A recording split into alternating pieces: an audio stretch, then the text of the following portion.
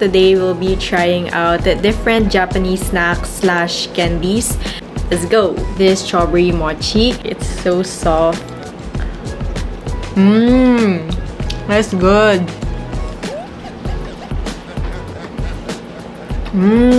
Grape jelly slash gummies. Oh, it's like a little heart. That's good. Sour gummies.